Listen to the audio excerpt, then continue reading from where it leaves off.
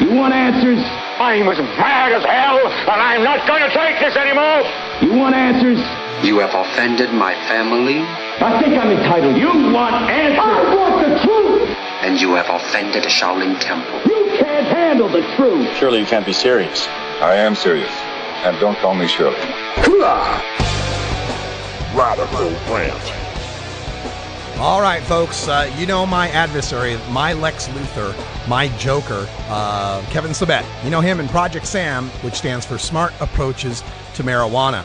And they have gotten together and gone to Capitol Hill, according to their latest report that's on their Learn About SAM website. They say they held a briefing at the House Rayburn building to discuss the link between marijuana and mental illness, and also presented 40,000 signatures to the House and Senate leadership in support of marijuana prevention and in opposition to marijuana legalization.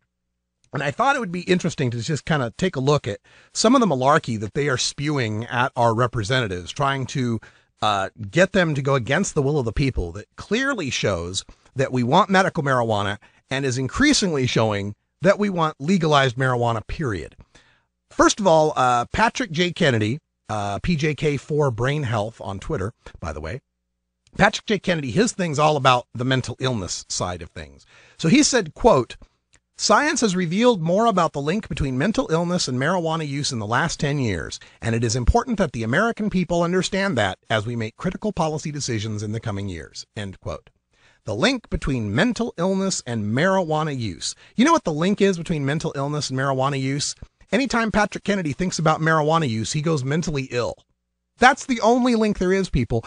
If you take a look at the worldwide rates of schizophrenia and psychosis, you can take a look at it. There's been studies that have done this over a 40-year cohort of information coming from Britain, the UK. There's been studies in the United States. There's been studies in New Zealand. All these studies that take a look at the long-term incidences of schizophrenia and psychosis find that about 1% of the people have schizophrenia or psychosis. This was the same in 1950, before people started smoking a lot of marijuana. It was the same in 1960s as people smoked more marijuana.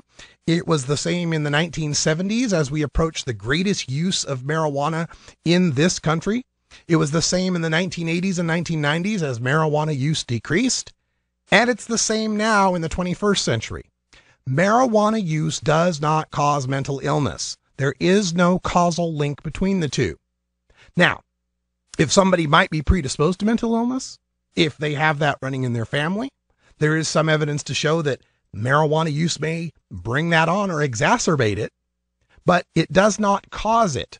Someone who is mentally ill is mentally ill. Someone who is not mentally ill is not going to become mentally ill from the smoking of marijuana, period. Now, Dr. Christian Thurstone was also there. Now, he's the director of Colorado's largest youth substance abuse treatment clinics. So he needs that steady stream of court-sentenced people to rehab.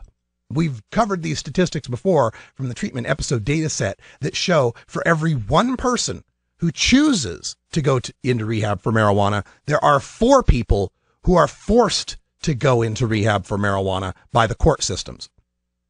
He said, quote, "Colorado is already seeing the deleterious effects of a very loose medical marijuana system. Now with legalization, we are witnessing how big marijuana, that is a new industry dedicated to profiting off legal marijuana use, is influencing youth behavior." I'm surprised that Patrick Kennedy let him take the big marijuana angle. Let's talk about big marijuana, because there currently is a big marijuana, except it goes by the name Marijuana Grande. It is the Mexican cartels that currently control the marijuana market in most American cities. We already have a big marijuana, and we've already seen how it influences youth behavior. It has created the profit motive that gives 1 million teenagers a job in dealing marijuana. We have 44% of our American school children saying they know someone they can get drugs from at their school, and 91% of the time that drug dealer has marijuana in the schools. Today, if a youth wants to get a hold of marijuana, he can do so without ever interfacing with an adult. He can go straight to his own teenage weed dealer. Now, that is not the situation with tequila. If a kid wants to get a hold of some tequila, he has to interface with an adult at some point. He's got to steal it from an adult's liquor cabinet. He's got to find some adult that will go into the liquor store and buy it from him. Or he's got to go in and try to buy it from an adult clerk with a fake ID. But somewhere along the line, there will be an adult involved. Will this completely end kids getting a hold of tequila? Well, of course not. Kids get a hold of tequila all the time, but they have to corrupt an adult to do it. With marijuana, they do not. If we can control tequila, why can't we control marijuana the same way?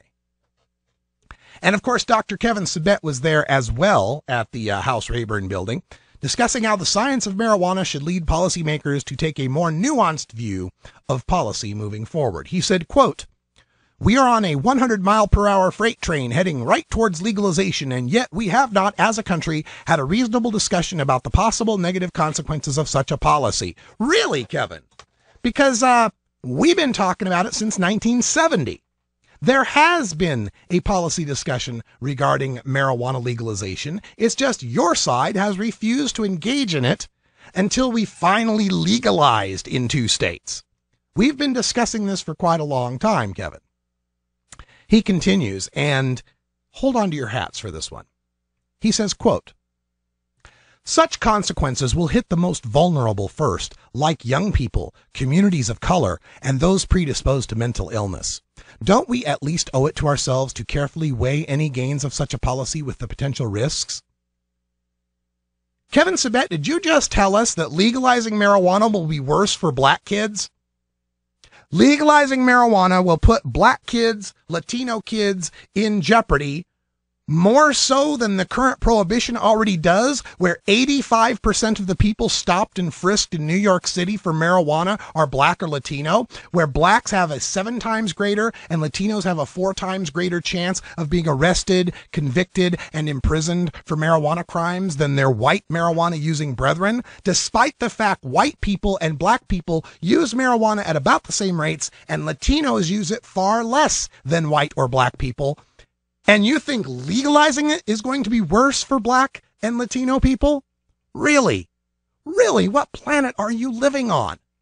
Do you really think that the black community would feel better about perhaps having a marijuana store on the corner that has security cameras and checks IDs than having teenagers on the corner selling weed to whoever comes in from the suburbs?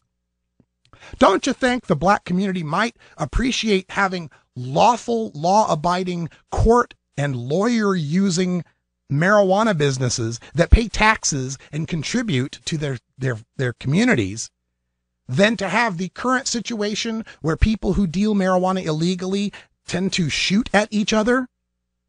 Really, Kevin, that's just astounding you could say something like that. But not quite as astounding as this next one. Treatment leader Carmen Fernandez of Mexico discussed how legalization would hurt the Mexican people. Quote, "Marijuana legalization in the U.S. will destabilize our country. That is why nearly 40,000 people have signed a petition to the U.S. Congress to not legalize marijuana, but rather focus on reducing the insatiable demand for the drug." End quote. Really, Carmen? Legalizing marijuana in the U.S. will destabilize Mexico more than it's already destabilized? You're going to have more than 60,000 murders over the span of a few years? You're going to have more people burned and tortured and hung from your bridges? Really? You're going to have more police forces that are corrupted? You're going to have more businesses choosing plata o plomo, a bullet or a bribe? Really? It's going to... Carmen, can you tell me how many shootouts and deaths there have been in the war between Corona and Dos Equis? Or between Jose Cuervo and Patron?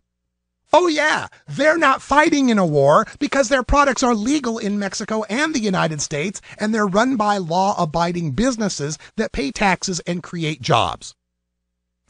But the most offensive part of this presentation of Project Sam at our capital has to do with Gil Kurlikowski, our drug czar, threatening our state officials, including the Colorado Attorney General, threatening them that they have to enforce federal law. Kurlikowski said, quote, "No state, no executive can nullify a statute that has been passed by Congress. Let's be clear. Law enforcement officers take an oath of office to uphold federal law, and they are going to continue to pursue drug traffickers and drug dealers."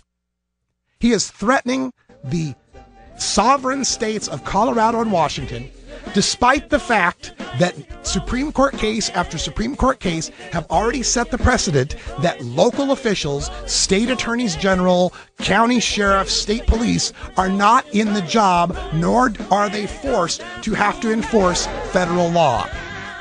You want to enforce prohibition in Washington, Colorado, you're going to have to send the DEA to do it, Kurlikowski, because our states aren't going to do it for you anymore. We're not carrying water for prohibition. We're not going to be the foot soldiers in your federal insanity anymore.